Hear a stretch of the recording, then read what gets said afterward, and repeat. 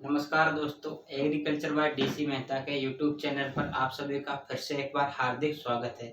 अपन अपनी पिछली क्लासों में पोस्ट हार्वेस्ट टेक्नोलॉजी को पूरा पढ़ चुके हैं, यानी पीएचडी को पूरा पढ़ चुके हैं। अब क्या अपन एक एक टॉपिक शुरू से लेकर के सबसे पहले अपन ने जैसा कि सिलेबस में बात की थी, वर्गीकरण फलों व सब्जियों का वर्गीकरण पढ़ेंगे। तो किस किस आधार पर वर्गीकरण पढ़ेंगे वो अपन क्या सिलेबस में बात कर चुके हैं। तो अपन सबसे पहले आज क्या स्टार्ट कर रहे हैं, फलों में सब्जियों का वर्गीकरण। ये हॉर्टिकल्चर का बेसिक है, यहाँ से अपने क्या हॉर्टिकल्चर बेसिक से स्टार्ट होती है। तो सबसे पहले अपन क्या पढ़ेंगे, यहाँ पर फलों में सब्जियों का वर्गीकरण पढ़ेंगे। इसके बाद क्रॉप्स पर आएंगे। तो सबसे पहले किस आधार पर पढ़ेंगे, श्वेसन के आधार पर फलों व सब्जियों का वर्गीकरण।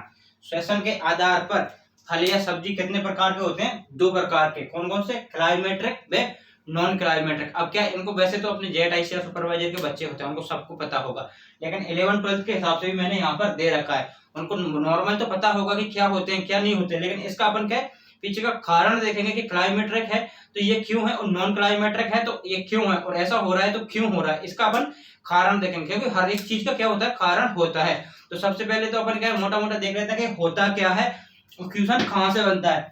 वैसे तो क्वेश्चन इसका मेनली तो कहीं से भी बन सकता है, तीनों पॉइंट क्या है, इंपॉर्टेंट है, लेकिन सबसे मेन पॉइंट कहां से बनता है क्वेश्चन, इनके उदाहरणों से बनता है कि क्लाइमेट्रिक का उदाहरण कौन सा है और नॉन क्लाइमेट्रिक का उदाहरण कौन सा है। तो सबसे पहले बात कर लेते हैं क्लाइमेट्रिक क्या होता है। तो क्लाइमेट्रिक फल कौन से होते हैं, वे फल जिन्हें पूर्ण रूप से पकने से पूर्व पौधों से तोड़ा जा सकता है, उनको तो क्या कहते हैं अपन, क्लाइमेट्रिक फ्रूट कहते हैं। और वे फल जो पूर्ण रूप से पकने के बाद ही फलों क्या पेड़ों से तोड़ा जाता है, उनको क्या कहते हैं, नॉन क्लाइमेट्रिक कहते हैं। अब इनको पूर्ण रूप से पकने से पहले क्यों तोड़ा जाता है, क्योंकि इनको अपन कृत्रिम रूप से पकाया जा सकता है। इनको क्लाइमेट्रिक क्या कर सकते हैं अपन, कृत्रिम रूप से पका सकते हैं। कृत्रिम रूप से पकाने का मतलब क्या है, अपन इथाइलिन हार्मोन का या फिर इथेनॉल का उपयोग करके इनको अपन पका सकते हैं, लेकिन क्या इनको कृत्रिम रूप से नहीं पका सकते हैं। जो नॉन क्लाइमेट्रिक होते हैं उनको हम कृत्रिम रूप से नहीं पका सकते, इसलिए हम क्या करते हैं, उनको जब भी पेड़ पर पूर्ण रूप से पक जाते हैं उसके बाद उनकी हार्वेस्टिंग करते हैं या फिर तोड़ाई करते हैं।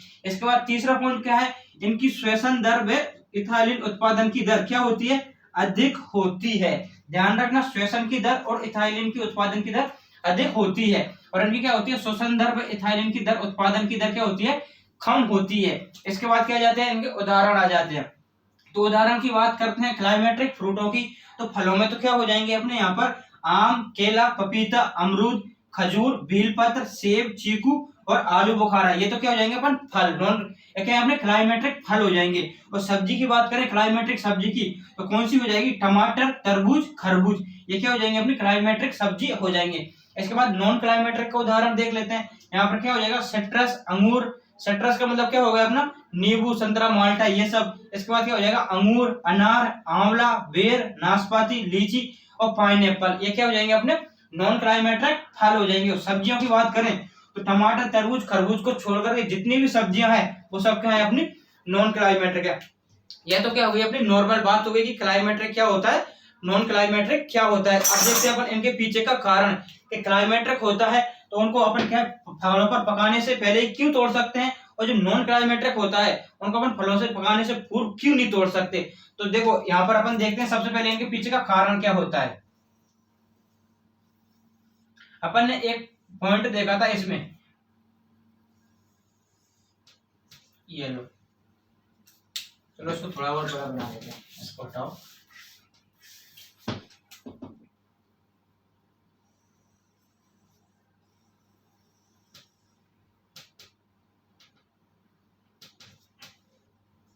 इधर तो क्या है अपना, ये इथाइलिन उत्पादन दर है, इथाइलिन उत्पादन दर। और ये क्या है, फल की अवस्था, यानी फल की कौन सी परिपक्वन अवस्था है या फिर शुरुआत वृद्धावस्था है, फल की अवस्था, फल की अवस्था, ठीक है। अब इधर देखते हैं अपन सबसे पहले कौन सी होती है अपना जो फल होता है उसकी अलग अलग फेज होती है, स्टेज होती है। यहाँ पर सबसे पहली कौन सी आएगी, सेल डिवीजन, सेल डिवीजन यानी कोशिका विभाजन। फिर क्या आता है, सेल इलोंगेशन, सेल इलोंगेशन यानी कोशिका वृद्धि। इसके बाद कौन सी आती है, फल क्या होता है, परिपक्वता, परिपक्वन अवस्था या फिर राइपनिंग स्टेज। इसके बाद कौन सी आती है, वृद्धावस्था यानी कि सेनिसेंस, सेनिसेंस स्टेज आती है। ये क्या अपनी फल की अवस्था है। सबसे पहले उसमें क्या होता है, ये क्या अपनी ग्रोथ एवं डेवलपमेंट, अपना फल होता है, उसकी ग्रोथ एवं डेवलपमेंट वाली टॉपिक से रिलेटेड है। उसके बाद उसको अपन क्या बाद में अपन डिस्कस करेंगे, लेकिन अपन यहाँ पर ओनली क्लाइमेट्रिक और नॉन क्लाइमेट्रिक को समझने के हिसाब से ये आपको उनको पढ़ना पड़ेगा। ग्रोथ और डेवलपमेंट अलग चीज है, अलग टॉपिक है, उसको अपन बाद में पढ़ेंगे, कभी और डिस्कस करेंगे। लेकिन वो एक फल होता है, वो अपने क्या एक स्टेज लेकर के चलता है। सबसे पहले क्या छोटा होता है, इसमें सेल में वृद्धि क्या होता है, सेल डिवीजन होता है। इसके बाद क्या होता है, सेल में वृद्धि होती है। इसके बाद क्या होता है, फल पकता है यानी परिपक्वन स्टेज आती है। तो परिपक्वता के आधार पर या फिर श्वसन के आधार पर अपन ने कितने भागों पर बांटा है, 2 भागों पर, क्लाइमेट्रिक और नॉन क्लाइमेट्रिक। अब यहाँ पर देखना, अपन ने एक पॉइंट देखा था, इनकी श्वसन दर व इथाइलिन उत्पादन की दर क्या होती है, अधिक होती है। कब होती है, जब वो परिपक्वन या राइपनिंग स्टेज पर होते हैं तब। और इनकी क्या होती है, श्वसन दर और इथाइलिन उत्पादन की दर क्या होती है, कम होती है। यही कारण, सबसे मुख्य कारण क्या होता है इनका, इनके क्लाइमेट्रिक और नॉन क्लाइमेट्रिक का कारण होता है कि इनको क्यों अपन थोड़ा से पूर्व नहीं तोड़ सकते और थोड़ा से इनको परिपक्वन से पूर्व नहीं तोड़ सकते और परिपक्वन से पूर्व तोड़ सकते हैं। तो ये तो अपन ने क्या बना दिया, एक लाइन बना दी यहाँ पर।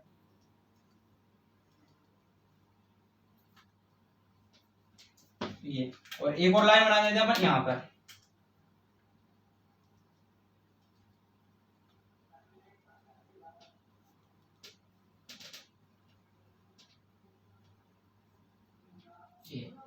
अब ये लाल वाली लाइन है वो तो अपनी किसके लिए हो जाएगी, अपनी क्लाइमेट्रिक फ्रूट के लिए, क्लाइमेट्रिक फ्रूट के लिए। और ये अपनी ब्लू वाली लाइन हो जाएगी और इसके लिए हो जाएगी अपनी नॉन क्लाइमेट्रिक के लिए, नॉन क्लाइमेट्रिक। समझने की कोशिश करना एक बार, नॉन क्लाइमेट्रिक फ्रूट के लिए हो जाएगी। अब यहाँ पर देखना, ये क्या अलग अलग स्टेज है इसकी फ्रूट की। अब देखना यहाँ पर ये क्या है, अपनी परिपक्व अवस्था है। तो परिपक्व अवस्था पर ये क्या है, अपने श्वसन दर है, श्वसन इसकी क्या है, इथाइलिन उत्पादन की दर है। तो इथाइलिन उत्पादन की दर सबसे ज्यादा कहां पर हो रही है, यहाँ पर परिपक्व अवस्था पर क्या एकदम से इथाइलिन उत्पादन की दर क्या होती है, क्लाइमेट्रिक फ्रूट होते हैं उनमें तो इथाइलिन उत्पादन की दर क्या एकदम से बढ़ती है। इसी के साथ अपने इथाइलिन उत्पादन की दर के साथ क्या बढ़ता है, इसमें श्वसन की दर भी क्या होती है, बढ़ती है। किसमें, अपने क्लाइमेट्रिक फ्रूट में। अपन ने देखा यहाँ पर इनकी श्वसन दर में इथाइलिन उत्पादन की दर अधिक होती है। कौन सी स्टेज पर होती है, अपनी परिपक्व स्टेज पर होती है। और इनकी इथाइलिन उत्पादन की दर अधिक होने के कारण ये क्या होते हैं, अपने इथाइलिन के प्रति अधिक क्या होते हैं, सक्रिय होते हैं। तो जैसे ही अपन इसको क्या कृत्रिम रूप से पकाते हैं इथिलीन से, तो क्या करते हैं, जल्दी से इथेनॉल को क्या कर लेते हैं, एब्जॉर्ब कर लेते हैं और क्या कृत्रिम रूप से पक जाते हैं। लेकिन अपने नॉन क्लाइमेट्रिक फ्रूट होते हैं उनमें क्या होता है, श्वसन की दर और इथाइलिन उत्पादन की दर क्या होती है, कम होती है। यानी कि इनमें देख सकते हो आप, किसी भी स्टेज में क्या है, इथाइलिन उत्पादन की दर बढ़ नहीं रही, एक समान है। ये देख सकते हो यहाँ पर, ये दे रखा है यहाँ पर। ये क्या है, वैसे हाई लेवल की बात है, डबल में कभी कभार ऐसे ग्राफ दे करके क्वेश्चन पूछ लेता है कि ये वाला ग्राफ है वो किसके लिए, क्लाइमेट्रिक के लिए है या नॉन क्लाइमेट्रिक के लिए। तो यहाँ पर आप देख सकते हो, यहाँ पर जो अपने नॉन क्लाइमेट्रिक फ्रूट है उनमें किसी भी स्टेज में श्वसन की दर और अपने इथाइलिन उत्पादन की दर कहीं पे भी बढ़ नहीं रही है। तो क्या होता है, अपन इथाइलिन के प्रति क्या होते हैं, हम रेस्पॉन्स देते हैं, ये किसी इथाइलिन के प्रति रेस्पॉन्स नहीं देते। यानी कि हम इसको कृत्रिम रूप से क्या देंगे, अपन इथाइलिन से पकाएंगे तो इसको क्या एब्जॉर्ब नहीं करेंगे और ये क्या होते हैं, पकते नहीं है। इसलिए यही कारण है कि इनको हम क्या करते होते हैं, जो नॉन क्लाइमेट्रिक होते हैं इनको पूर्ण रूप से पकने के बाद ही क्या होता है, फलों से तोड़ते, पेड़ों से तोड़ते हैं। लेकिन जो अपने क्लाइमेट्रिक होते हैं उनको अपन क्या करते हैं, अपन जो उनको क्या पूर्ण रूप से पकने से पूर्व भी क्या कर लेते हैं, तोड़ाई कर लेते हैं। क्यों, क्योंकि हम उनको कृत्रिम रूप से पका सकते हैं और जो नॉन क्लाइमेट्रिक होते हैं उनको हम कृत्रिम रूप से नहीं पका सकते। क्यों, क्योंकि जो क्लाइमेट्रिक होते हैं उनमें परिपक्वन स्टेज पर क्या होता है, अपने इथाइलिन की दर, इथाइलिन उत्पादन की दर क्या होती है, अधिक होती है और श्वसन दर भी क्या होती है, अधिक होती है।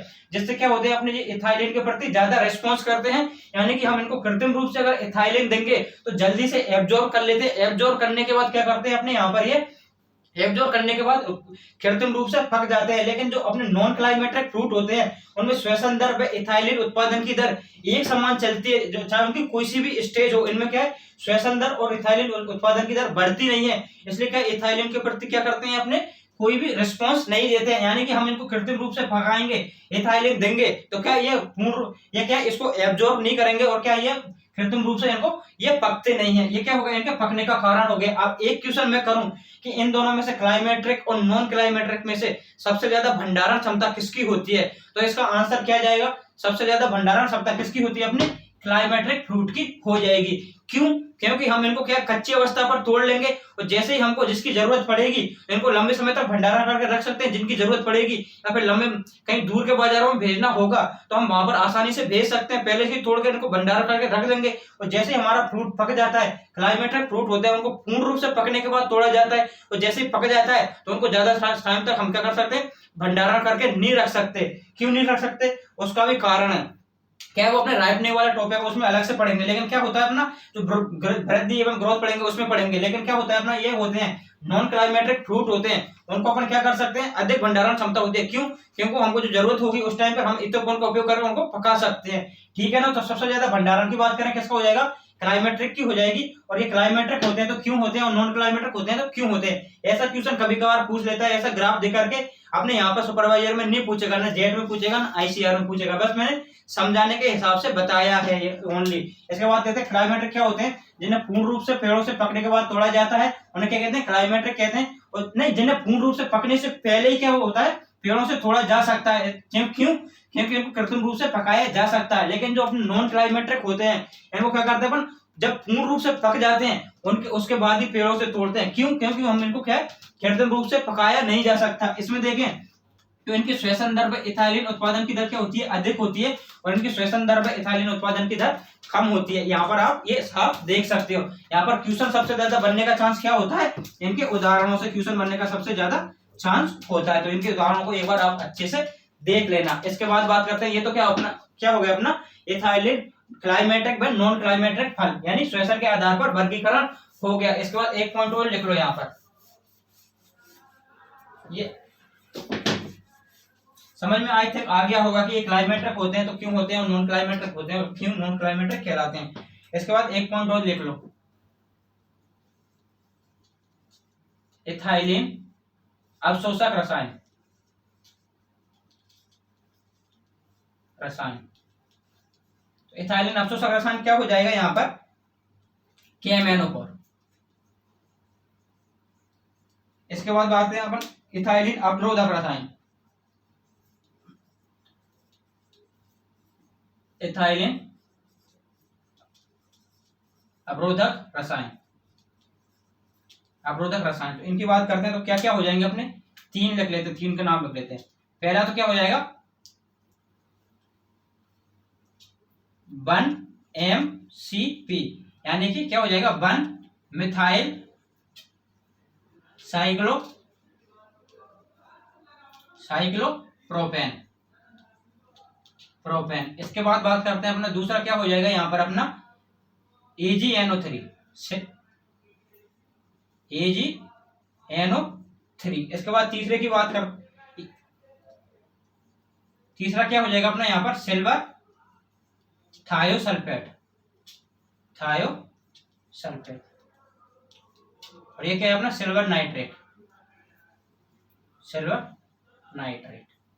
ये क्या होगा अपना श्वसन के आधार पर वर्गीकरण होगा। यहाँ पर 2 पॉइंट मेंशन कर लेना कि अपना इथाइलिन अवशोषक रसायन होता है वो क्या होता है अपना KMnO4 हो जाएगा, और इथाइलिन अवरोधक रसायन होता है वो क्या हो जाएगा 1-MCP हो जाए, 1-MCP AgNO3 तथा सिल्वर थायोसल्फेट। इसमें भी सबसे इंपोर्टेंट क्या है 1-MCP है, मिथाइल साइक्लोप्रोपेन हो जाएगा। तो ये क्या था अपना श्वसन के आधार पर फलों का वर्गीकरण था। दूसरा वर्गीकरण देखेंगे अपन किसके आधार पर, किसके विकास की प्रवृत्ति के आधार पर। तो एक बार क्या मैं इसको हटा देता हूं। चलिए अपन क्या है श्वसन के आधार पर फलों का वर्गीकरण पढ़ चुके हैं। दूसरा क्या है अपना विकास की प्रवृत्ति के आधार पर फलों का वर्गीकरण। देखो अपना जो वर्गीकरण है उनमें ज्यादा समझने जैसा कुछ है नहीं, जहाँ समझने जैसा होगा अपन समझ लेंगे। इसलिए क्या अपन एक बार जल्दी से अपन वर्गीकरण को खत्म कर लेते हैं। इसके बाद अपन इंटरेस्टिंग जैसे पादप प्रवर्धन हो गया, पादप हार्मोन हो गया, ये सब क्या है अपने बाद में समझने वाले टॉपिक है, उनको मजे से आराम से पढ़ेंगे। लेकिन यह अपने इसमें वर्गीकरण में कुछ ज्यादा ऐसा है नहीं, ठीक है। तो दूसरा अपना क्या है वर्गीकरण किस आधार पर है, विकास की प्रवृत्ति के आधार पर फलों व सब्जियों का वर्गीकरण। तो विकास की प्रवृत्ति के आधार पर कितना होता है, 2। कौन कौन से होते हैं, सदाबहार फल व पर्णपाती फल। कितने होते हैं, 2, सदाबहार व फल व पर्णपाती फल। ओनली बात किसी करेंगे अपना क्वेश्चन कहाँ से बनता है, मतलब क्वेश्चन ओनली कहाँ से बनता है अपना, एक तो सबसे मुख्य रूप से तो कहाँ से बनता है, उदाहरणों से। तो इनको उदाहरण रख लेना अच्छे से। दूसरा कहाँ से बनता है, बुवाई के समय से भी कभी कभार पूछ लेता है। तो क्या दूसरा क्वेश्चन बनता है बुवाई से। यहाँ से कोई नहीं पूछता है कि ये होते क्या है, तो एक बार समझ लेते हैं। और ये होता है, ऐसा होता है तो क्यों होता है वो भी समझ लेंगे। तो सबसे पहले देखते हैं सदाबहार वन। सदाबहार वन या फिर नहीं, सदाबहार वन नहीं, सदाबहार फल क्या होते हैं अपने, बेफल जो क्या वर्ष भर हरे भरे रहते हैं, उनको क्या कहते हैं अपन, सदाबहार फल कहते हैं। और इनका बुवाई का समय क्या होता है अपना, जून जुलाई होता है। और इनके उदाहरण की बात करें तो सदाबहार फल कौन कौन से हैं अपना, आम, सिट्रस, अमरूद, चीकू एवं लीची, ये सब क्या है अपने सदाबहार फल हो जाएंगे। इसके बाद बात करें अपने पर्णपाती फल। पर्णपाती फल क्या होता है, बेब फल जो किसी विशेष ऋतु में अपने क्या पत्ते, यानी कोई एक ऋतु ऐसी आती है जिसमें अपने पत्ते क्या करते हैं, अपने झड़ा देते हैं, फिर गिरा देते हैं, उनको क्या कहते हैं अपन पर्णपाती फल क्या कहते हैं, फल कहते हैं। इसके बाद बात करेंगे बुआई का समय, तो क्या होता है अक्टूबर नवंबर या फिर फरवरी मार्च। और इन दोनों में से मुख्य रूप से कौन सा होता है अपना, फरवरी मार्च इनके बुआई का समय होता है। इसके बाद बात करें इनके उदाहरण, तो क्या हो जाएगा, अनार, आंवला, बेर, अंगूर, सेब, नाशपाती, आड़ू तथा आलू बुखारा इसके क्या हो जाएंगे, उदाहरण हो जाएंगे किसके, पर्णपाती के। अब थोड़ा सा अपन क्या इनको समझ लेते हैं कि ऐसा होता है तो क्यों होता है। जो अपने सदाबहार वन होते हैं वो तो कहाँ पर पाए जाते हैं अपने, जहां पर वर्षा कितनी होती है, 200 सेंटीमीटर से अधिक होती है, वार्षिक वर्षा 200 सेंटीमीटर से अधिक होती है, वहां तो क्या होता है अपना सदाबहार वन पाए जाते हैं। और जहां पर 200 सेंटीमीटर से कम वार्षिक वर्षा पाई जाती है, वहां पर कौन से पाए जाते हैं अपने पर्णपाती वन पाए जाते हैं। 200 सेंटीमीटर का मतलब होता है, यानी 200 तो क्या 100 से नीचे, यानी 70 से 100 सेंटीमीटर वर्षा पाई जाती है, वहां पर कौन से पाए जाते हैं, पर्णपाती वन पाए जाते हैं। तो अब ये क्या होता है, अपने एक ऋतु में अपने पत्ते क्यों गिराते हैं, क्योंकि यहाँ पर तो क्या होता है वर्षा पर्याप्त मात्रा में होती है, तो बाष्पोत्सर्जन के द्वारा इनकी जल हानि हो जाएगी तो भी कोई दिक्कत नहीं है। लेकिन जो अपने पर्णपाती वन होते हैं उनमें क्या है, ऑलरेडी वर्षा कम पाई जाती, वर्षा कम होती है, तो इनमें पानी की तो कमी वैसे ही क्या, पानी की तो कमी वैसे ही पाई जाती है। तो क्या होता है, पानी को बचाने के लिए, अंदर के पानी को सेव करने के लिए, पानी जो अपना बाष्पोत्सर्जन के द्वारा पानी की हानि को रोकने के लिए क्या करते हैं, अपना एक विशेष ऋतु में अपने के पत्तों को क्या कर देते हैं, अपने गिरा देते हैं। इसलिए क्या क्या होते हैं, अपने पर्णपाती फल कहलाते हैं। आई थिंक आपको समझ में आ गया होगा कि अपने फलों क्या ये हमेशा हरे भरे क्यों रहते हैं और ये अपने एक ऋतु में अपने पत्तों को क्यों गिराते हैं। सबसे पहले बात करते हैं अपना मुख्य रूप से, तो इसके क्वेश्चन कहाँ से बनते हैं, तो ओनली क्वेश्चन की बात करें तो ओनली उदाहरणों से बनते हैं। ओनली कहाँ से बनते हैं अपने, कि पर्णपाती का सदाबहार का उदाहरण क्या है और पर्णपाती का उदाहरण क्या है, अपने JTI सुपरवाइजर में ओनली यही क्वेश्चन बनता है। आपको इस बात पर ध्यान देना है, बाकी परिभाषा क्या है क्या नहीं है उस चीज से कोई मतलब नहीं है, ओनली समझने के हिसाब से अपन ने देख लिया। क्या कहेंगे, ये 200 सेंटीमीटर अधिक वर्षा वाले क्षेत्र पर पाए जाते हैं, और ये क्या है 200 से कम सेंटीमीटर वाले क्षेत्र पर पाई जो वर्षा होती है, वार्षिक वर्षा उस पर पाए जाते हैं। तो पानी को बचाने के लिए क्या अपने पत्तों को गिरा देते हैं, जबकि यहाँ पर पानी की तो कोई कमी नहीं है, तो क्या हमेशा हरे भरे बने रहते हैं। तो आज अपने क्या दो आधार पर क्या फलों का वर्गीकरण देखा, कौन कौन सा, श्वेसन के आधार पर और विकास की प्रवृत्ति के आधार पर। ऐसे धीरे धीरे करके अपन क्या है 5-6 दिन में पूरा अपन वर्गीकरण खत्म कर देंगे। तो आज की क्लास आपकी ये कैसी लगी, आपको हमारी कैसी लगी कमेंट करके जरूर बताएं। साथ ही आगे की क्लास का नोटिफिकेशन पाने के लिए एग्रीकल्चर बाय DC मेहता का यूट्यूब चैनल को सब्सक्राइब जरूर कर लें। धन्यवाद।